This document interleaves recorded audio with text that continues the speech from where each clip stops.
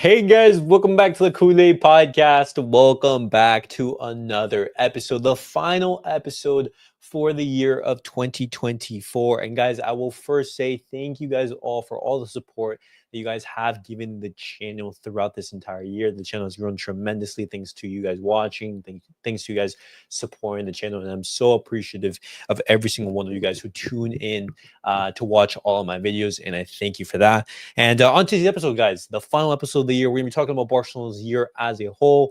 We're going to be reviewing it, talking about some of the best moments, some of the worst moments, which players impressed us, which players were underperforming. We're going to be looking at that. And then as well, we're going to be looking towards 2025. But what is up, Sampana? It has been a bit. I've been away on vacation, taking a little bit break, just like Barcelona have done in these past couple of days / weeks. And, Barcelona back in training, which means that I as well am back with the video recording. But guys, if you guys do want to join the stream, feel free, just go on X, click on the streamer link, and you will be able to join in. Once again, guys, thank you guys all for supporting the channel and for basically tuning into every single one of my videos. But Saket, welcome. Good to see you as always. And as I said, on today's video, we're going to be talking about Barcelona years as a whole. And so I ask you, Saket, first question: do you think it's been a good year for Barcelona? Do you think it's been a good year for Barcelona? Or no? I mean, I think it was good. It was not that bad. At least I'm watching the team play, I'm enjoying watching the team play. So in that sort of point of view, I think it was a good year. But again, we went trophyless, last season. If we Yeah. we have to include half of the, last season into this year. So in that case, I mean, start of the season was good, but again, injuries, to key players in key position. Same thing as last season. I think people also think, Xavi's football was boring, but we were No. we were creating good amount of chances. We just didn't finish the chances. Same Mhm. shit is happening with Lewandowski now. So I don't know what to think. No, yeah. My thoughts on 2024 as a year is just that I'd say it's been a very mediocre year. I wouldn't say it's been necessarily successful because, as you said, Barcelona they went trophyless, and for a club of our stature, we need to be winning trophies. We need to be, gaining recognition or basically adding to that cabinet, and we haven't done that.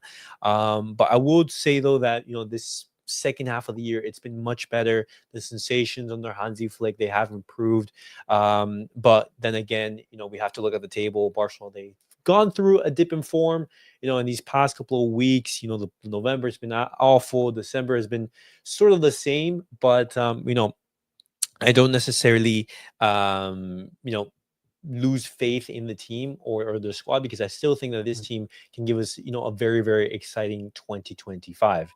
But I asked you, Sake, what do you think has been the best and worst moment for us so far in 2025? I think it would be unfair to choose a single moment. I think that week when we beat Real Madrid and Bayern, I think back to back. I Yeah. think that was the best moment. Yeah. I think, yeah. Also, my favorite moment was, if you have to pick a moment, I would say I think that Lamin's goal against Real Madrid. I think that was my favorite moment so far. Oh my gosh. And worst moment, yeah, I think I didn't watch the game live, but that loss against Atletico Madrid, I think that was Wow. pretty, Okay. pretty worse. I think. Okay. I mean, that's Yeah, I watched the replay. No, watching the replay of a game, knowing that your team lost in such a fashion after rating all these tweets and saying people that Pedro's performance was so great, still we lost, and then yeah. watching that replay again, it's just depressing to watch. hmm No, Yeah, I agree. Like that Atletico game, it was very difficult because Barcelona they created so many chances. I was watching Lewandowski miss point blank, just get a touch on it and it's a goal. There's no goalkeeper. All you have to do is just score that. I'm pretty sure a kid in a U15, a U11 a game can basically finish that chance. But Lewandowski, he had a bad game. He missed multiple chances. Barcelona as well. They missed tons of chances, and Atletico Madrid in the two opportunities they have in the entirety of the match where they just park the bus and they're coming to look for a draw, they get a result. And it's frustrating. But I would also say, only after watching such, you see people, mostly the fans of the clubs who play terrorist football, that you have to win. It doesn't matter how you play, you have to win. Only uh, after seeing these matches, these kind of matches against Atletico Madrid, I think that Xavi ball was better. I see At your least point. we were winning 1-0. But At least we were I, consistently winning. for overseas fan like me, I just can't watch a match like that, man. I have to be tuned in. I have to be interested. So I think it is okay if we draw and lose here and there, but I have to be excited to watch a team. So I can't Yeah. just watch those terrorist ball. I would, fell No. asleep in the middle of night. No, I agree. Like that's one of the differences between Travis Barca and Hansi Flick, because even though like we've been, underperforming, we haven't been getting the results that we've been wanting under Hansi. You can clearly tell that there's an identity to the team. The team, I would say they've been the better team in the majority of these matches that we draw points. It's just that Barcelona, they can't finish their chances, and when you can't finish your chances, and you're playing with that high line, you expose yourself defensively, the teams, they are going to be able to take advantage of that. And I definitely think that Barcelona, they are on the right track. That's why I'm not necessarily concerned with Barcelona under Hansi Flick. I still have the same faith that I did a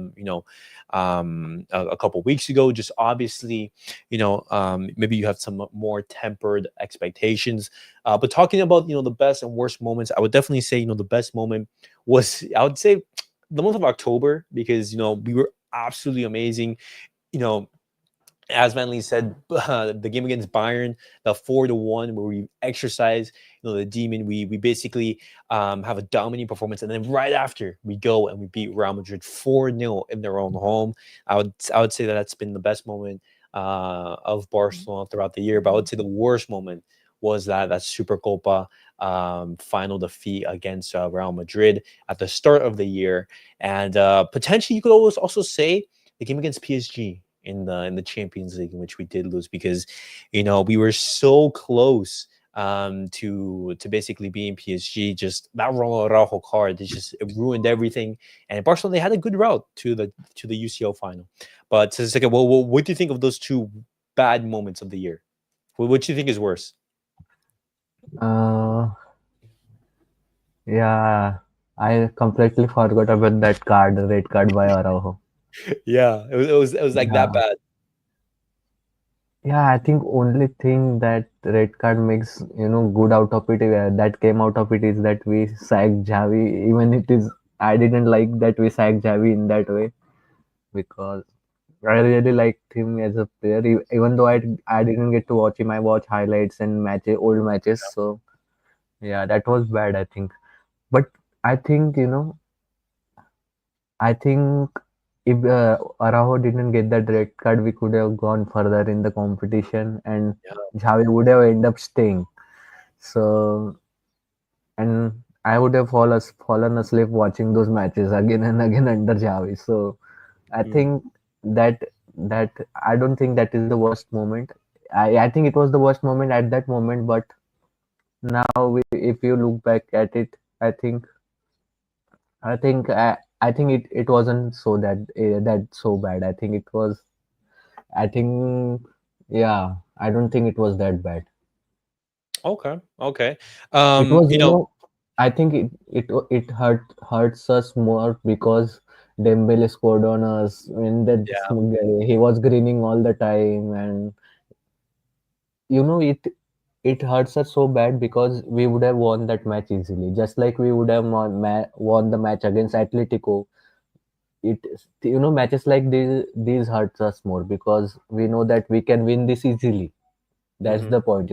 No, no, but precisely, precisely. And on top of that, looking how, you were going to face Borussia Dortmund, in the semifinal, looking at that, you're thinking, hey, Barcelona, they basically have a foot into the UCL final, but obviously, the way that the game played out But again, again, if we beaten PSG and then we have probably beaten Dortmund, then we would have played the Real Madrid in the final.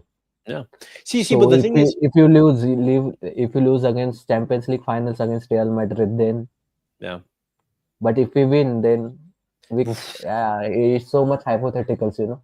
Yeah. It's so much hypotheticals, but I would definitely say that those are the two. If we would have won that final against Real Madrid, if we would have reached the final, then it would have ended the Real Madrid club and their history. Yeah, no, imagine just like the kings of the UCL being beaten by their fiercest rivals. Like, and no matter like Yeah. what Real Madrid fans say, 14 UCLs, 15 UCLs, whatever, Barcelona, they've beaten you in the UCL final. Your Let's be competition. honest, Real Madrid, only resistance Real Madrid have got in Spanish league is Barcelona at the end of the day. Yeah. Uh-huh. Yeah. 100%. Um, but what's up, Luke? Good to see you. Hi, my good friend, and thanks for the good news as well. I hope just Barcelona can get Nico Williams because for now he is the best option we can get now, and hope we can get back to the 1-to-1 rule. Well, Luke, good to see you, man. We do know that Barcelona they are interested in Nico Williams. We could talk about that later into the video, just like, hey, what potential signings could Barcelona make in the year? I think we can talk about that for a little bit. And obviously, hopefully, with the deals that Barcelona have in place, the Nike deal, the sale of the VIP seats for the camp now, hopefully that gets us to the 1-to-1 rule. Van Lee, good to see you, man. You've been taking the losses hard. You just disappeared on us. Well, I was away on vacation. I did post it on the community sections. Maybe you didn't see it, but good to see you, Van Lee. And Sampana with a $5 donation. Thank you so much. Has been a bit since I donated as well, but when will the Discord be done? Sampana, I wanted the Discord to be like uploaded and everything on basically the first day that Barcelona they basically they play their game. So they play their game on January the 4th. So I wanted to upload it in the new year. Like a whole I would say show for it and everything like January the 3rd, January 2nd. But it should be done this week, so roughly this week. Van Lee says, what's your thoughts on the Rashford slash Fati swap? Now, this is very interesting. This is very interesting because I did see some rumors and some links reporting and basically Yeah. linking Barcelona with a Rashford move. Now, this is very interesting Nah, because I think, yeah, go on, Pete. no, my thoughts on this is Ansu Fati. He is not the player, obviously, that first emerged onto the scene. He's not the Ansu Fati in the 2018, 2019 season, something like that, before he got injured and everything. But on looking at how he's been developing in these past couple of weeks slash months, I saw a report that saying Ansu Fati has no goals in 2024. Ansu Fati is not the same level. But then again, Rashford, he is not the same Rashford that first emerged. And, I'd be open to this. I'd be opening to a move for Rashford.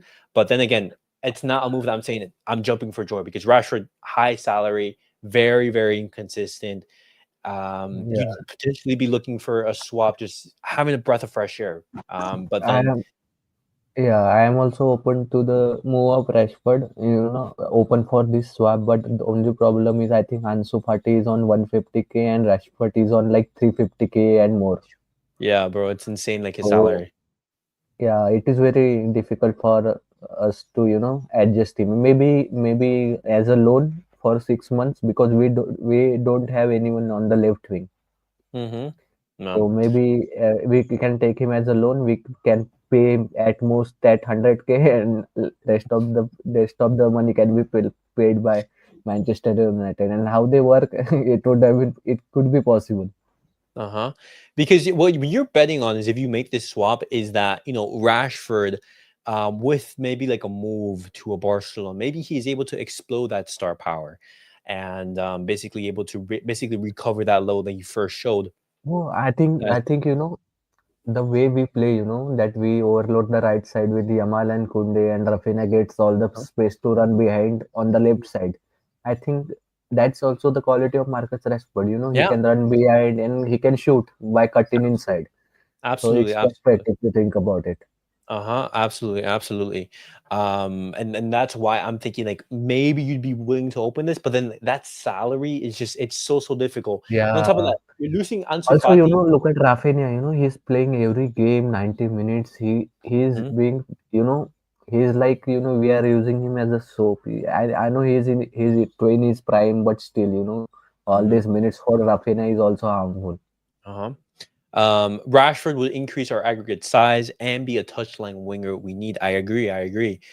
He would cook in the Hansi Flick system, work out a Joao Felix type deal. Did something similar with Sancho and reach the CL finals.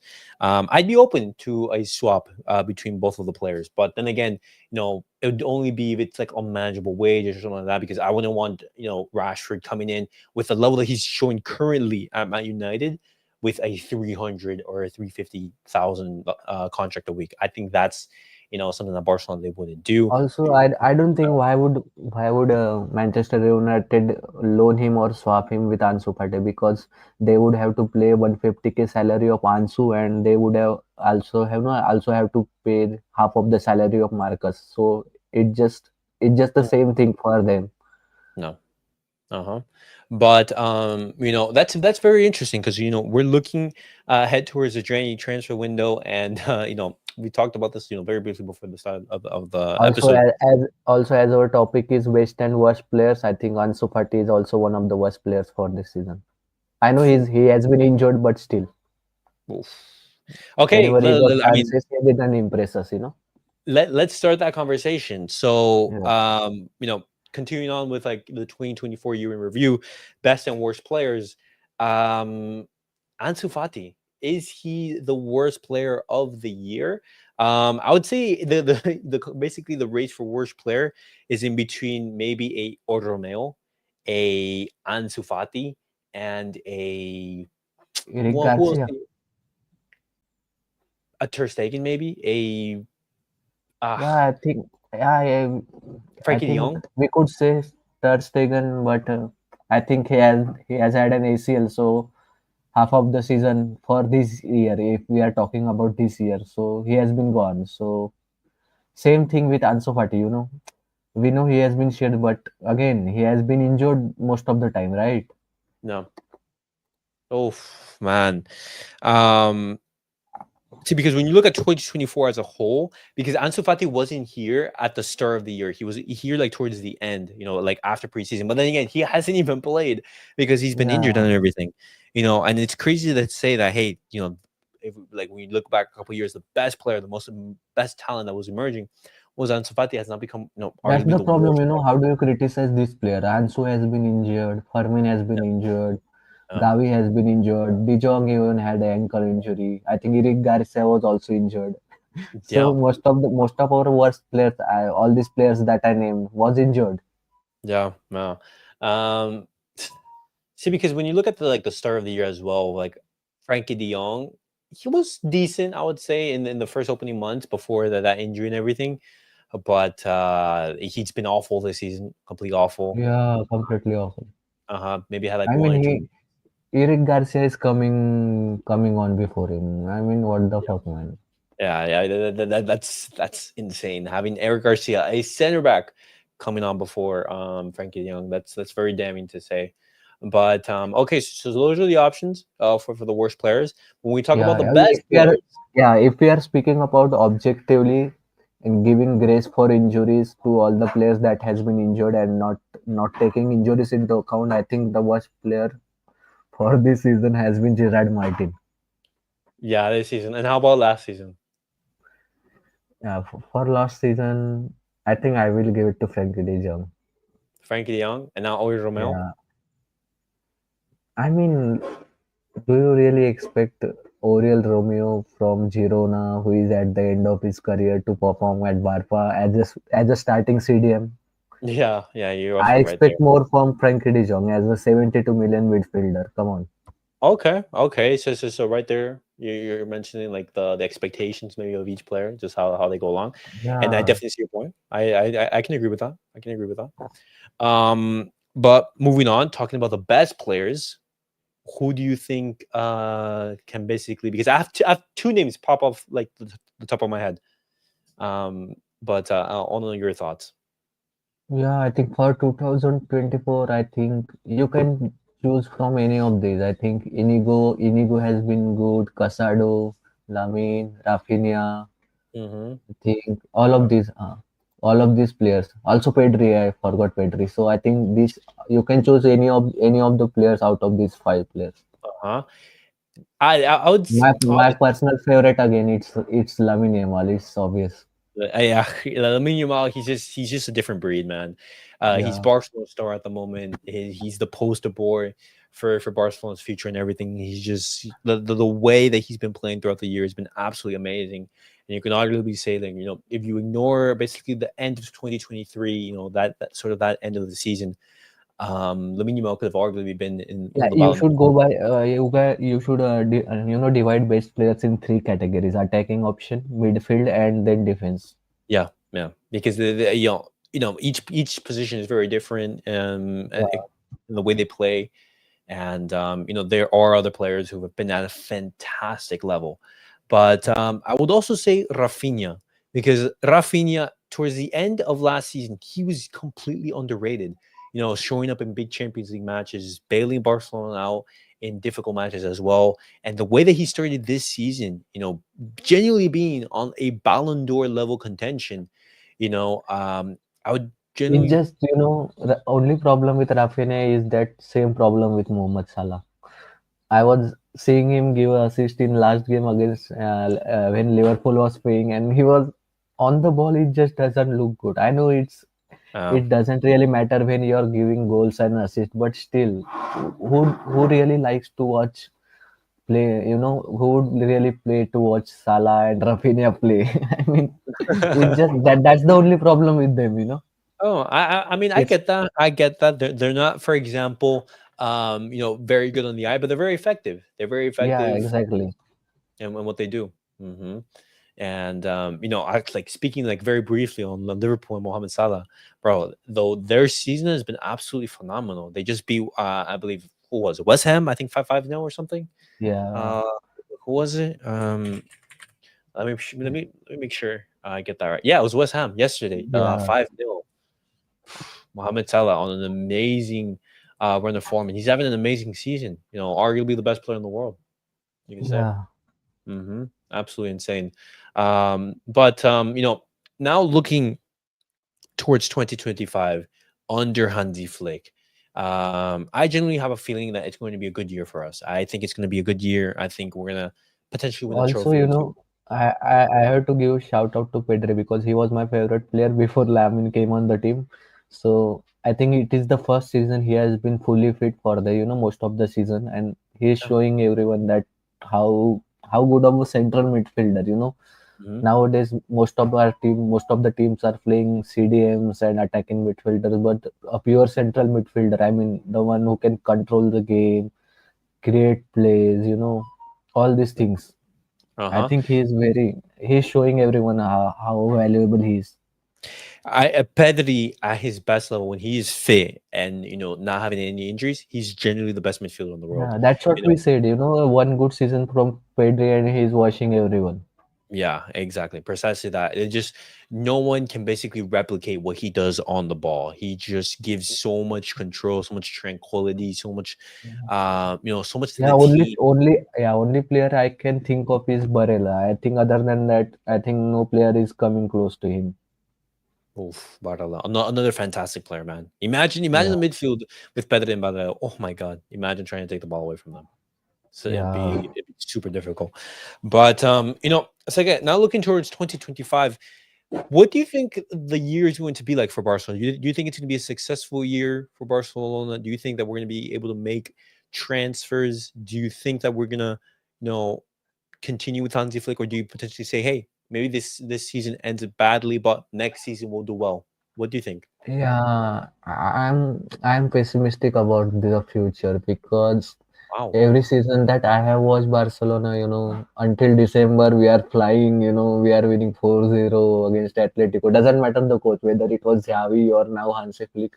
Until December, we are, defeating Real Madrid in Clásicos. We are winning against Atletico, doing well in Champions League. But when it's crunch time, after December in New Year, I think we are already seeing we are dropping points against low level La Liga teams, and At least I think we are, under Hansi Flick we are performing in big games, be it Dortmund, Madrid, Bayern. So I am hopeful about the big games, but I am not sure about La Liga because Okay. you need certain amount of consistency in league in order to win the league. And My worry with and only thing I'm seeing consistently playing good in league is Atletico at this moment. I think Real will also drop points, and Atletico is the only one who is going on an 11 game and 10 game streak at this point. okay. Looking at Atletico Madrid, I definitely think that they have a better squad for us. I think they're much more suited to what is a marathon in La Liga.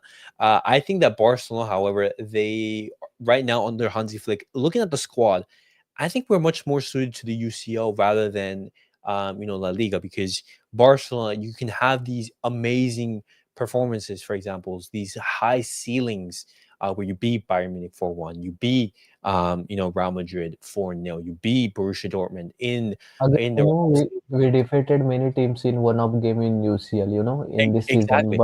But I am again pessimistic about those second legs, man. We have faced so much trauma in those second leg fixtures. See, but what maybe one of the reasons why I'm not so afraid of that is Barcelona. They've shown that they can, play against these difficult teams and go away to these difficult stadiums. But my worry is, can Barcelona Yeah, I agree sustain that? with you. Totally agree with with you. It's with just all the that, injuries, with the lack of depth on the bench, I can see Hansi Flick maybe saying, "Hey, you know what? Let's basically not put as much emphasis on La Liga and rotate these matches in focus of the UCL games." yeah, again, I agree with you totally. But again, it's not like that before 2020. We didn't perform good against big teams. We Yeah. defeated in the first, we defeated Liverpool, Uh-huh. that year's Champions League winner 3-0 in the first leg. But again, what happened in the second leg? Same Hmm. with others year, in other years also. So that is the reason I'm pessimistic. But I'm Okay. hopeful, that Hansi Flick can at least turn this around in this UCL, because we defeated Bayern in all these teams. Uh-huh. So maybe it will be different this time. Okay, okay.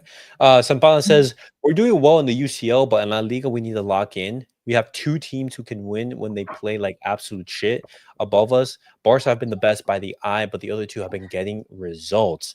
And I agree. I Exactly. agree. But you know, even in these games, I think you can say that Real Madrid they're winning by inertia. They're winning by the individual talent that they have. Because Real Madrid they've been playing very, very poorly throughout the this sort of season, but they've been winning thanks to that individual talent and they've been getting points. But I would say that Barcelona, we've been better than the teams that we've been dropping points to. You're thinking about the game against Real Betis, you're thinking about the game against Atletico Madrid, the game against Leganés, and everything like that. It's just Barcelona, they shouldn't be dropping points. Celta Vigo, we're winning 2-0 and Barcelona collapsed in the last 10 minutes. And Sociedad. yeah, Sociedad, we're better than we're better than these teams. We're performing really, really well. Just we're not getting the results that we just generally need, and I don't think that that's going to last. I don't think that Barcelona, we're going I to be. also think this break will help people to rest. All these players, Yes. Lewandowski needs a rest. All these Uh-huh. players, I think it will help in. I think New Year it will be different. Mhm. And precisely, starting now, Barcelona, we're going to be playing on the 4th against Barça in the Copa del Rey. That's going to be Barcelona's first game in 2025. And looking at that, there's a very, very good chance that Chesney starts in goal. And, Yeah, I okay, I, I still remember the pitch of that club. Last time I think we were matched with them. I think we have got them again. So there wasn't even a good camera for the match. It was camera on the side of the pitch, and that on that angle they were showing that match. yeah, yeah, it was, what's it Mm, called? yeah. Uh, I Also, believe also there's I only think, yeah, audience in the stadium was also so close to the pitch. It was like a, what do you call it? A Sunday league match. that's on the league match. But talking about Chesney, because we're most likely going to see heavy rotations for Barcelona's first match. Um, what do you think would be a good performance for Chesney? Yeah, just don't concede more than two goals. Don't concede more than 2 goals. Okay, Yeah. okay. And I pose this question to you: what happens if Inaki, if not Inaki, man, I was about to continue on. What happens if Chesney puts in a very, very good performance against Barbaros? What do you think that can do for the starting position? And do you think he can affect Inaki Peña's starting position? Yeah, I don't think a good game against Barbastro will affect Ineki's position because Ineki has performed against Real Madrid, Bayern Munich in this season. Okay. So I think Chesney has to do more. I think maybe until we reach the semi-final or quarter-final. I think until we reach semi-final of Copa del Rey with Chesney in the goal with good performances, I don't think it really affects Iñaki Peña's position. Okay. I agree. I think Hansi Flick, he's been adamant saying that, he places trust on Iñaki Peña to be the starting goalkeeper. And Szczesny, he basically said the same thing, saying, hey, I wouldn't change anything. I agree with Hansi Flick with what he's doing. And even if Szczesny were to have some very good performances against I Barbara think Stroll, only I think only problem starting Chesney is I think the way we play with the high line. Iñaki Peña comes up the line multiple times in the game, so I just don't think that Chesney can run all the way multiple times to full out 90 minutes to claim those balls and clearing corners and all these things. No, I get that. I get that. And we're gonna have to see how Chesney performs. But I will say this: if Chesney performs well against Barbaros and he performs well in a couple more games, and he's showing like a fantastic level, Yankee Pena, he could be at risk because Chesney at his best is Yeah, better than Iñaki it Pena. depends. It depends. If maybe if some games go to penalties and he puts up like Ime Martinez level performance, then we don't know, right? Okay, okay. And now moving on towards the next game, which is going to be against Athletic Club on January the 8th, I believe, in the Supercopa de España. So Barcelona are going to be traveling, I think, to Saudi Arabia to compete in that trophy. And my thoughts on that game and that competition is that I think it's going to be a very moral victory. I think it's going to be, if Barcelona were to win that trophy, I think it would be a big boost for the sensations, saying that, hey, Barcelona are on the right No. track and everything. And Again, also, I think we have to win any trophy possible in this season. We can't just go back to back trophyless season. yeah, I agree. I agree. I think if Barcelona, for example, they lose against either Athletic Club or what is going to be most likely Real Madrid because they play Mallorca on the Yeah. other side of the It bracket. is very, yeah, it is very important, to stay relevant in the league, also to attract players. You have to win something. Yeah, yeah. Barcelona, I think it's going to be a very important title for them. Obviously, the Supercopa de España is Supercopa de España. I'm not saying that that's the be all and end all for Barcelona, but it's going to be a big indicator Yeah, of but where we are. the problem with Super Copa de España is that we will end up paying a big team like Atletico and Real Madrid, and we Yeah. already lost to Atletico, and we don't really like to lose to Real Madrid, so we have to win those matches too. Yeah, we have to. We have to. Athletic Club, very difficult game, and Real Madrid as well. But Barcelona, we're going to be coming into that game basically fresh. We're going to be coming into that game fresh, and hopefully we have that silverware, and it basically sets the tempo for what is going to be the season. But Manly, quick comment says, in terms of poaching talent from a big club, would you prefer Man City or Manchester United get relegated? Both situations possible. Okay, interesting, interesting. So, okay, what do you think? Respectfully, I wouldn't prefer either one because we have Wow. signed Ferran Torres, Eric Garcia, and Gundogan from City. I Huh? didn't like I didn't like a single signing of all these three players. If I have to pick one, I would still pick Manchester United because I don't really like Manchester City and the players that we have signed from them. So I Okay. will pick Manchester United player, but I don't know whom to sign. Oh, I think you only player I will get is I think probably Mino or Lenny Oro. I think I will take Garnacho even because we don't have anyone at the left wing. wow. But Um, he has to adopt that Ronaldo mimicry gimmick. Oh yeah, yeah. I'm not a big fan of Garnacho. I'm looking at Man United I am squad also right now. not big fan of Garnacho. I just think he's tenacious and he just goes off on his Hmm. center back. How about Amid Diallo? But we have Lamine. That's the problem. Mm, I know I would say that, but he's a good talent. He's a good talent. Yeah, he's good In the talented. midfield, you're looking at Kobe Manu. Obviously, potentially you could talk about Amad Diallo. Up top, other than that, it's just in the I only defense. problem with the midfield is that right now we are playing with only two midfielders at the base, Yeah. and playing with Okay. another attacking midfielder. So we already have too many options in the midfield. Uh-huh. Dalot at right back would cook for Barcelona. Oh, interesting, Right interesting. back. Yeah. At right back. But now looking at Man City's squad, looking at them. But that would be disastrous, both Dallo and Balde going forward, and then we would be exposed again. In midfield, oh my God, the Rodri would be amazing. A fit Yeah, Rodri up top. You're looking maybe a Savinho potentially coming in and Erling Haaland, but those two would be your options: Ruben Diaz, John Stones. But looking at them, they also have like a very that's small squad. again a problem, that we don't have any money to sign all these players. Yeah. Haaland, No, but I mean players from Manchester City. uh, Haaland would be expensive. Rodri mhm. would be astronomically expensive. Yeah, but it was a good, like fun hypothetical situation that Van Lee you have brought up.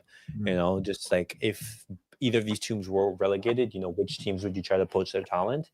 But talking about transfers, we talked about like the expectations that Barcelona, we're going to be winning the Supercopa España would be very good, and the expectations is to win a title for next season, or for next year minimum. And obviously Barcelona we wanted to do well in La Liga and make a deep run in the Champions League. We want to do that. But what transfer potentially do you think can happen in either the January transfer window or the summer? Well, which players would you say are very likely to join Barcelona? Yeah, I think Jonathan Tah is confirmed, right? Basically, he's like the Basically, most advanced think signing that we're having right now. yeah. So I think we can then sell Eric Garcia, and I think even I think we can sell Eric Garcia, and I don't know whether Inigo Martinez is staying. Of course, I will keep him, but I don't know what club is thinking because they are signing, Jonathan Tah on free. I think best possible option for left wing according to our finances and playing style. At the end it's Nico Williams if you think about it. Yeah. If you don't want to spend too much money, then for 60 million he is the best option out there. So all those left wingers, Leao, Kvaratskhelia, all those there, that would be too expensive. Hmm. Um, I think when you look at the Nico Williams situation, I think he's like the perfect market opportunity. A player who has a high ceiling, a player who we know Yeah, works well already well. already played in La Liga, already played with multiple players from our team. Hmm. Uh-huh. Obviously, we know that he's not having the best start of the season right now. He's been struggling at Athletic Club and everything. But for 58 million euros for a player who is very pacey, very good in the 1v1, he can add a lot of things to Barcelona's left hand side. Obviously, he would have to win his place, but I think that would be the option to reinforce the attack. As Van Lee says, I do think that we have to reinforce our fullback positions. I don't know about Mingueza. I think Miguel. I think he's at the perfect situation I at think Celta Vigo. I think he's more like a wing back. I think Yeah, Manchester United should look at him. Manchester United should look at them. Well, I mean, hey, Yeah, go for that. I potentially maybe looking at maybe like a Alex Vaje, bringing him back on loan. He's having a good spell at Celtic. Play some more faith in Hector Fort. Maybe I think Hector Fort, whenever he has been playing, he's been playing really yeah. well. I'm not really concerned about the fullbacks. I think fullback has been performing well and decently well. It's just that we need a good striker. I mean, if Lewandowski doesn't finish his chances, if I'm saying if he doesn't finish his chances for the entirety of this season, then we have to get a striker. Mm. And talking about strikers, do you think that Barcelona are going to make a striker in the summer of 2025? It depends on how Lewandowski performs for rest of the season, because it's okay if there is a lump in his form for 1 month, 2 months. I think it's understandable, at this age. But Uh-huh. you have to perform consistently if you are a starting center forward for Barcelona. You have to. Yeah, you have I to. mean, You have to. he performed for the starting 2 to 3 months very well. So just he has to do that. Also, he wasn't burying all the chances at the start of the season also, but it was okay because he was doing enough. Yeah. But Yeah. when you are doing nothing, then then team struggles. The team does struggle, and the performances aren't there, the results aren't there, and I do think that we stick with Lewandowski for the rest of the season, obviously. But I think it'd be foolish for Barcelona not to look for strikers next season, whether that be Jonathan David, who I don't know why Barcelona they've ruled him out. I think he'd be a perfect market opportunity.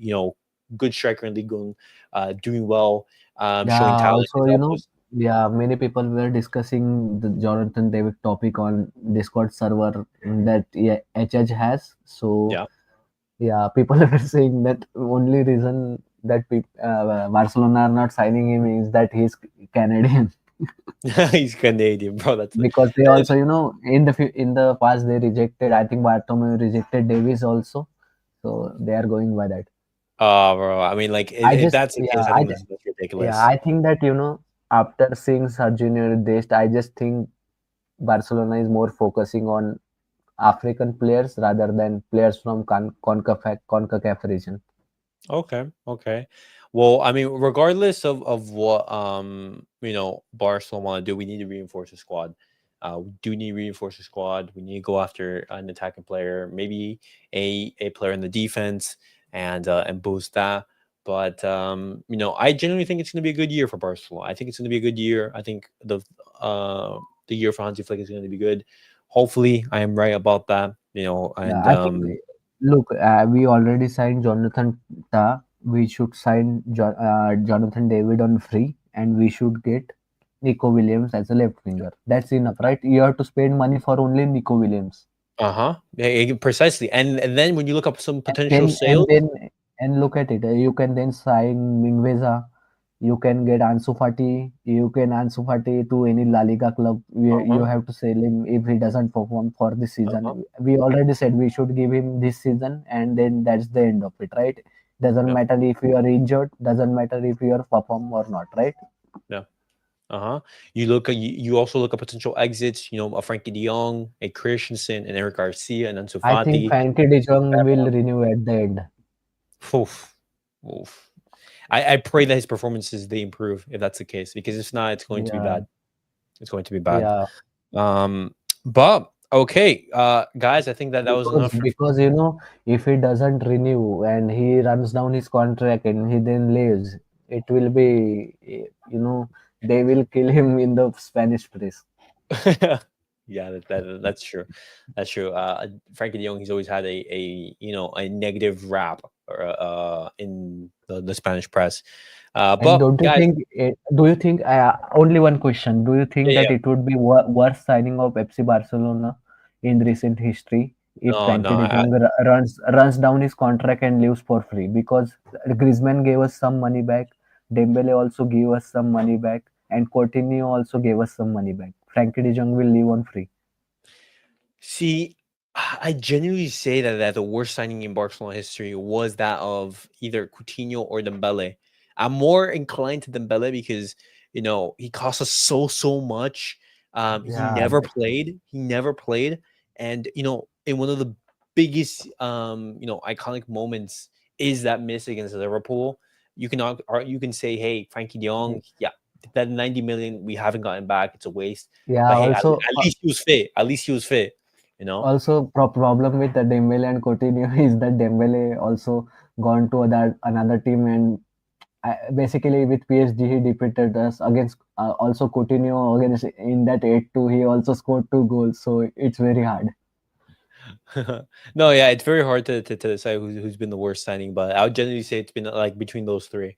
Yeah, Coutinho, Frankie De Jong, and Dembele, and all three or Bartomeu era signings. That's crazy. Yeah, I Uh, think yeah, we can exclude Griezmann from those list.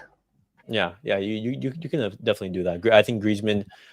It was just wrong place, Not wrong not time. a yeah, not a good fit. That's all.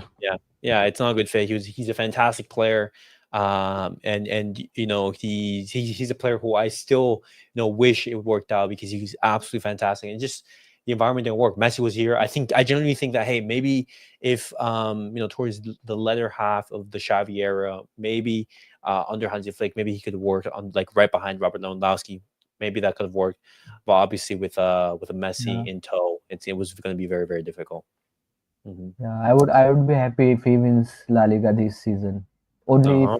we win UCL and Only we win. Real Madrid goes trophyless. That would be There we ideal go. There we scenario. go. There we go. Bro, I signed that season. Yeah, Atletico Madrid winning. my New Year wish. My New Year wish. Definitely, definitely. But guys, that was it for the episode. Hopefully, you guys did enjoy. Let us down below your comments on everything that we have discussed on the video. This will be on Apple Podcasts and on Spotify. And as well, guys, thank you guys for tuning in. Thank you guys for supporting the channel. The channel has grown tremendously. Thanks to all the support that you guys have given us, watching and tuning in every single day. I'm very, very appreciative. And hopefully we have a fantastic 2025, not only for the channel but as well for Barcelona. And I think every single one of you guys who are tuning in to watch my videos. But guys, as always, make sure to like, subscribe, and comment. I'll see you guys all in the next video. Peace out, guys.